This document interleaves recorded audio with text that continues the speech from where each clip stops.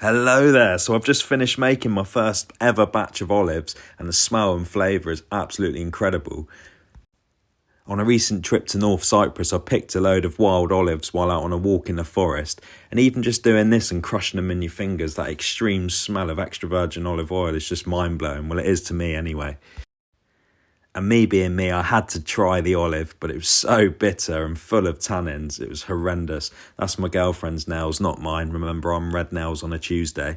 But anyway, we gathered the olives and then I did buy some from the market as well. But you need to crack the olives open and then soak them in water for 3 days, changing the water every day. And this will debitter them and get rid of that harshness. Then make a brine, and you want to add enough salt to water until you can float an egg in it. This is Yasmin's family recipe and I was so excited to try it.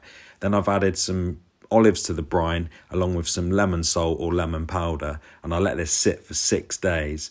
It's the longest 6 days I've ever had. And then I rinsed them off, and then it was a fun part now in flavouring them up. So I've added some lemon to this, a whole chopped lemon, garlic, coriander seeds, popped them in a jar and loaded them up with olive oil, where I'll now leave them to marinate for at least a couple of weeks until I try them. Absolutely incredible.